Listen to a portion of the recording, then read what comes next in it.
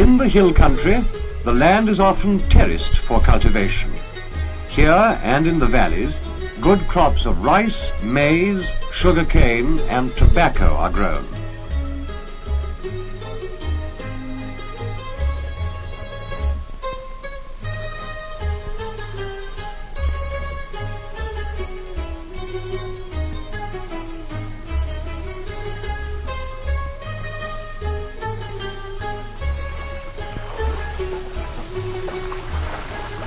Here is a team of oxen and Filipino workers going out into the fields.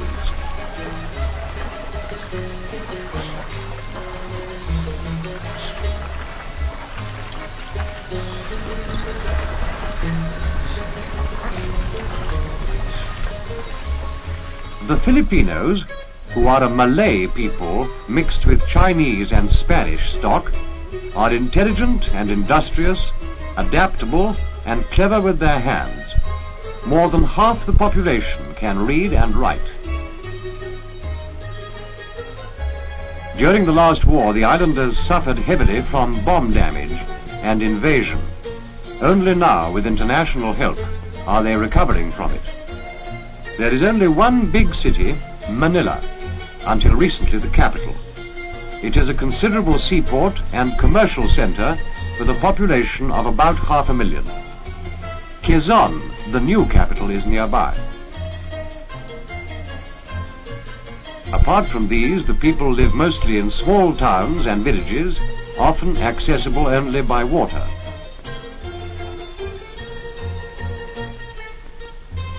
Here is a typical one. The Filipinos are nearly all Catholics.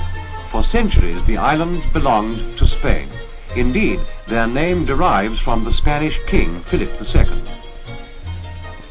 You can see the European influence in the way the people dress, and in their faces and physique there is evidence of Spanish blood. A stream runs through this village, so that there is no lack of water. In fact, quite the reverse, so that houses are built on stilts as a protection against floods, and also against wild animals and snakes.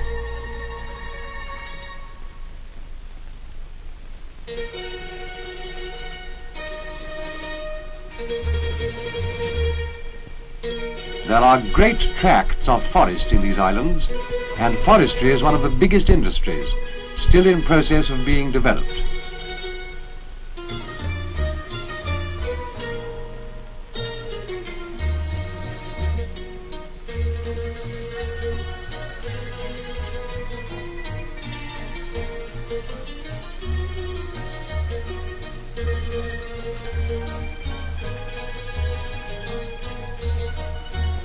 The Filipinos have obtained help and advice from other countries about forest conservation and management, and in return they have been able to teach others something about their traditional techniques of transporting heavy timber across mountain valleys.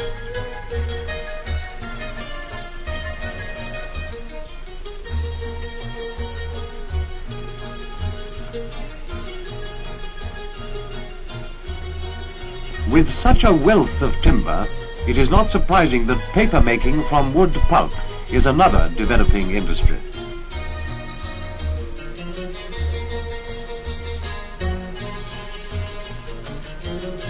One of their great natural resources is marble.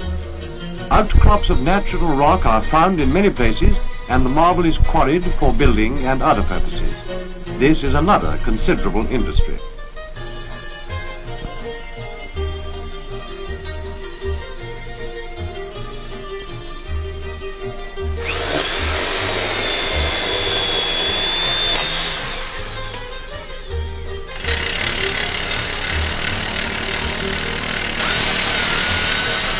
The marble is also exported for sculpture or decoration. The crude blocks are transported, often over great distances, to workshops.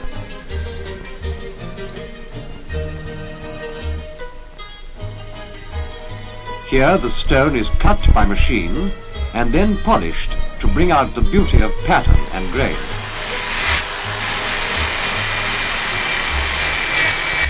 Marble working is a highly skilled craft, at which these people have become experts.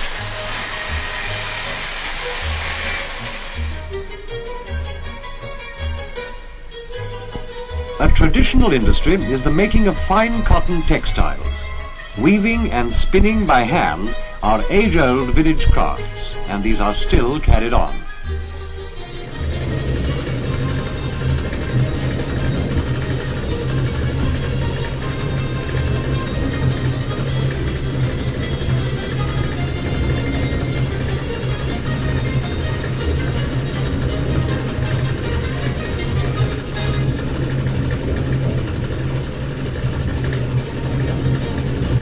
But the textile industry is now being developed on a much larger scale and, with modern equipment, producing fabrics of high quality for export.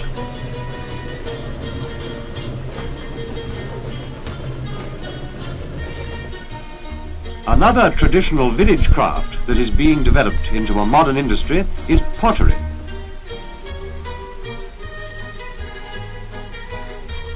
For centuries, families of potters have made pots molded by hand to supply local household needs, such as these water pots.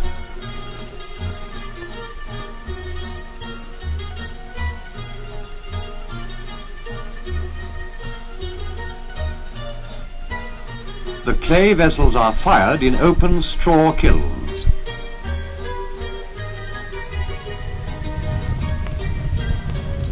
The straw is lit and allowed to burn through in a slow, smouldering fire that bakes the pots.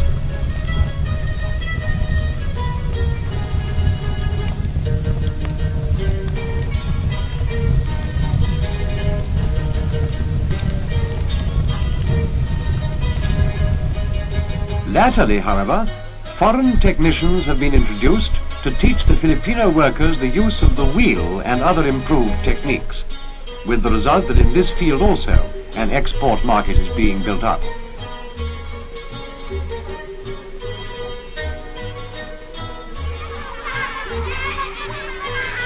These, then, are some of the ways in which these vigorous island people are being helped to recreate for themselves a more prosperous life.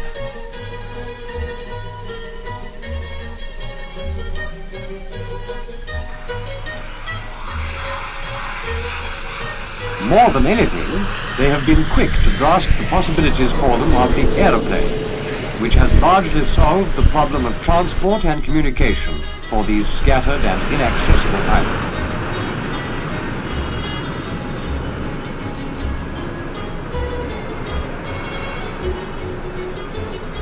Manila is recognized as an international airport, and the younger generation of Filipinos have readily acquired the technical and organizational skills that this entails.